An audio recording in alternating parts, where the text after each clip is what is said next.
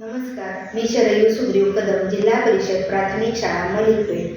नुकतीच निपुण भारत उपक्रमाची अंमलबजावणी संपूर्ण महाराष्ट्रामध्ये सुरू झालेली आहे आणि आपल्या वर्गातील 100% विद्यार्थ्यांना 100% क्षमता प्राप्त होण्यासाठी आपण विविध उपक्रमांची अंमलबजावणी करत आहोत. त्यामध्ये एक उपक्रम मी घेऊन आलेले आहे, तर संख्याज्ञान. विद्यार्थ्यांना संख्याज्ञान जर अचूक जमलं तर त्यानंतरच्या पुढच्या क्रिया सोप्या जातात. म्हणून सुरुवातीला आपण इयत्ता पहिलीमध्ये विद्यार्थ्यांना वस्तू, नंतर चित्र, कृतीच्या सहाय्याने आपण संख्यांची ओळख करून देतो आणि संख्यांची 1 ते 9 संख्यांची ओळख झाल्यानंतर आपण लेखनाकडे वळतो. मग लेखनाकडे वळत असताना आपण 1 ते 9 संख्यांचे लेखन घेत असताना ह्या स्थानामध्येच लेखन आपण घ्यायचं आहे की अशा पद्धतीनं 1 एकक, 2 एकक, 3 एकक, 9 एकक. मग आता 1, 9 हे अंक एकटे आहेत, सुटे आहेत, म्हणून आपण हे एकक म्हणजेच सुटे, म्हणून एककाच्या स्थानामध्ये आपण ह्या संख्या लिहितो 9 पर्यंतच्या. आणि त्यानंतर 9 नंतर जेव्हा आपण 9 मध्ये 1 मिसळला, झाले 10. मग 10, आता 10 म्हटल्यानंतर 2 अंकी संख्या तयार झाली. मग आता ती कुठं लिहायची, तर त्याच्यासाठी वेगळं स्थान आहे की 10 म्हणजे दशक, 10 म्हणजे 1 दशक, हे मुलांना आपण सांगायचं आहे. मग 10चा एक गठ्ठा बनेल, 10 काड्या असतील, 10 मणी असतील, मण्यांची एक माळ बनेल आणि मग मुलांना सांगायचं आहे की 1 दशक म्हणजेच 10.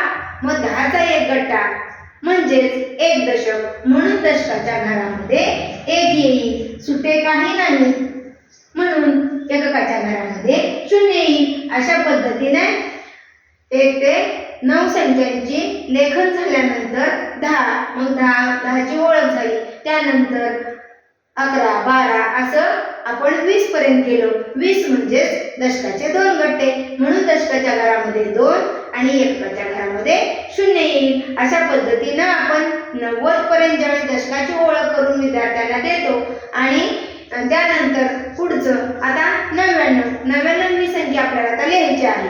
पण 99 लिहित असताना दशकाच्या 9 गठ्ठे आहेत, म्हणून दशकामध्ये 9 आले, सुटे 9 आहेत, म्हणून एककाच्या घरामध्ये 9 येईल. मग 99, मग 99 मध्ये 1 मिसळला, झाले 100.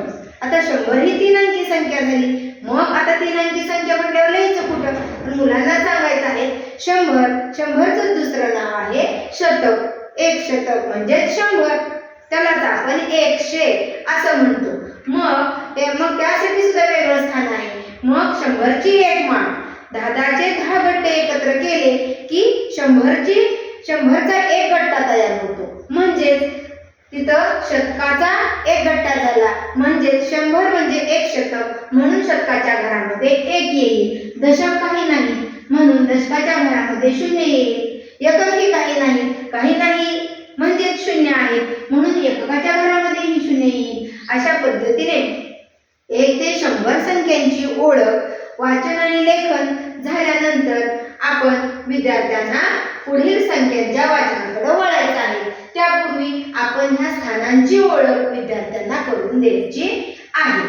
मग ह्या स्थानांची ओळख करून देत असताना आपण रंगीत खडूचा वापर करायचा आहे, जेणेकरून विद्यार्थ्यांना त्या संख्येचं स्थान लक्षात येईल किंवा स्थान सुद्धा वेगळ्या पद्धतीने दर्शवण्यासाठी इथं एकक, दशक, शतक एकत्र, त्यानंतर हजाराचं स्थान आहे, इथं ठळक रेषेने मी इथं दर्शवलेलं आहे, त्यानंतर लक्षाचं घर आहे, इथं ठळक रेषेने दर्शवलेलं आहे. अशा पद्धतीनं स्थानांचं वेगळेपण रंगीत खडू आणि ह्या ठळक रेषांनी आपण दर्शवायचं आहे. त्यानंतर आता 100 पर्यंतचे संख्याज्ञान झाल्यानंतर विद्यार्थ्यांना पुढील संख्येच्या संख्याज्ञानाकडे आपण वळायचं आहे. तर त्यानंतर बघा, आता तिथं मी आता स्थानिक किंमत सुद्धा विद्यार्थ्यांना आपण विचारू शकतो. 1 लिहिलं एककाच्या घरामध्ये, म्हणजे याची स्थानिक किंमत आहे 1 असं सांगू शकतात की एककाच्या घरामध्ये असलेल्या संख्येची किंमत तीच असते, हे विद्यार्थ्यांना आपण सांगायचं आहे. आता दशकामध्ये 1 लिहिलं तर 1 दशक म्हणजेच 10, हे मुलं सांगू शकतात. त्यानंतर शतकामध्ये 1 लिहिला तर त्याची स्थानिक किंमत आहे 1 शतक म्हणजेच 100 म्हणजेच 100, हे आपण पूर्वी सांगितलेलं आहे. म्हणजे आता ही संख्येचं वाचन विद्यार्थी कसं करू शकतील, तर 1 11, मग दशक आणि एकक हे आपण एकत्र याचं वाचन 1 11.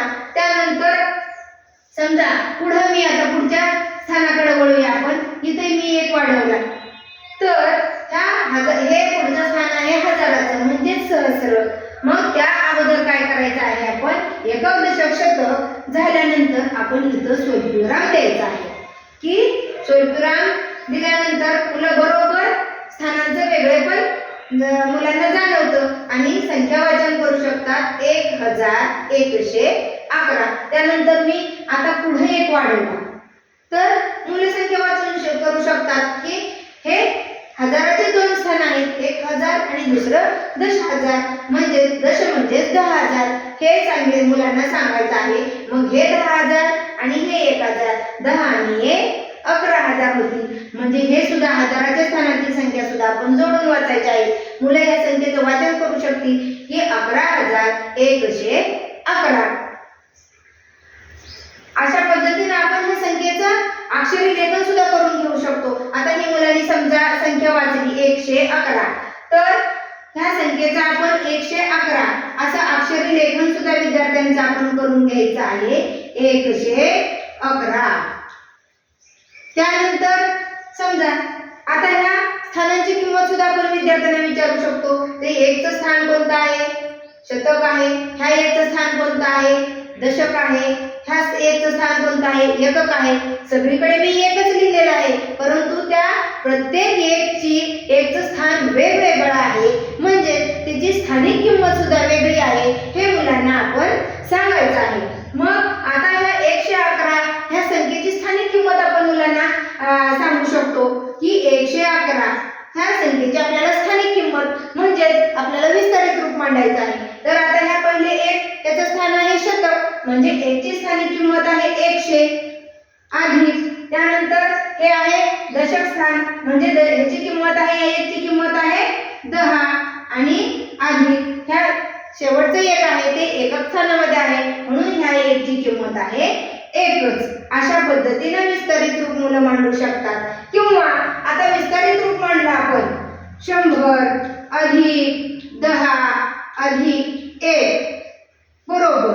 आता या विस्तारित रूपावरून सुद्धा मुलं संख्या लिहू शकतात की 100 सर्वात मोठी संख्या कोणती आहे? तर जास्त अंकी संख्या 3 अंकी संख्या 100 आहे. मग त्यातलं पहिलं स्थान हे झालं शतक. त्याच्यातला पहिलं स्थान त्याच्यातली संख्या आहे 1.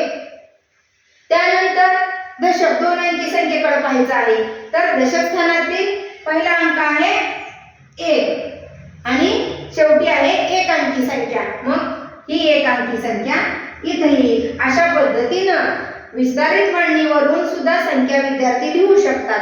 किंवा यामध्येच आपण आता दुसऱ्या पद्धतीने सुद्धा आपण लिहू शकतो की ते 111 ही संख्या आहे. तर विद्यार्थ्यांना आपण हे सुद्धा विचारू शकतो की 111 ही संख्या सम आहे की विषम आहे. मग विद्यार्थ्यांना आपण अगोदर सांगायचं आहे की संख्येच्या एकक स्थानामध्ये जर 1 3 5 7 9 हे अंक असतील तर ती समसंख्या असते आणि संख्येच्या एकक स्थानामध्ये जर 2 4 6 8 0 असेल तर ती संख्या सम असते.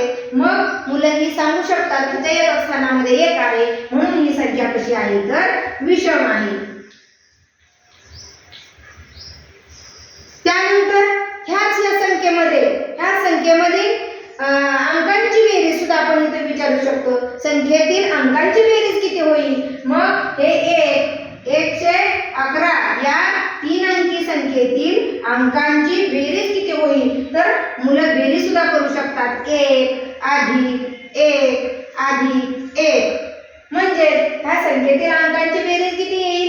3 येईल. अशा पद्धतीनं आपण बेरीज सुद्धा इतर विद्यार्थ्यांची घेऊ शकतो. म्हणजे केवळ संख्याज्ञान विद्यार्थ्यांच्या संख्याज्ञान जर अचूक झालं तर त्या संख्याज्ञानावर आधारित विद्यार्थ्यांचं संख्यांचं वाचन असेल, संख्यांचं अक्षरी लेखन असेल, संख्येचं विस्तारित मांडणी असेल, संख्येचं विस्तारित मांडणीवरून किंवा विस्तारित रूपावरून संख्या असेल किंवा समसंख्या असेल, विषम संख्या असेल किंवा संख्येतील अंकांची बेरीज असेल किंवा पुढे काही मुलं पहिल्या पातळीमध्ये असतात त्या विद्यार्थ्यांना आपण त्याच्या पुढचं सुद्धा आपण सांगू शकतो की पहिली संख्या आणि शेवटची संख्या या संख्येची बेरीज किती, किंवा पहिली संख्या आणि शेवटची संख्या यामध्ये संख्यांची वजाबाकी किती, किंवा तिन्ही संख्येतील अंकांच्या वजाबाकी किती येते, अशा वेगवेगळ्या पद्धतीनं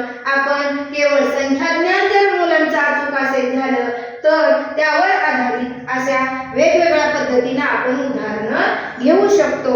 आणि इथं एक मला हे सांगायचं आहे की आपण जेव्हा विद्यार्थ्याला संख्याज्ञान घेतो तेव्हा हे जाणीवपूर्वक विद्यार्थ्यांना सांगायचं आहे. प्रत्येक वेळेला सुरुवातीला आपण ह्या स्थानांची ओळख झाल्यानंतर प्रत्येक वेळेला स्थानं तिथं असतील असं नाही. तेव्हा स्वल्पविरामावरून सुद्धा मुलं काय करू शकतात तर संख्येचं वाचन करू शकतात.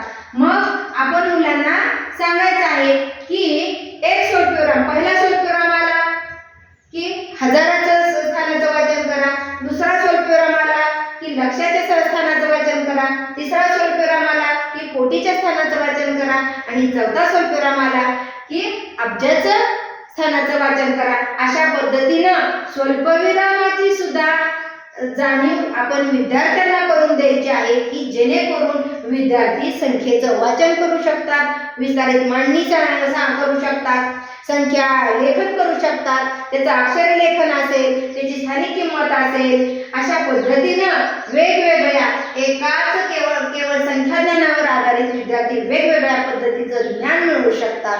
अशा पद्धतीनं जर आपण अगदी सोप्या पद्धतीने घेतलं तर विद्यार्थ्यांचं मूलभूत क्रिया ह्या अचूक होतात. धन्यवाद.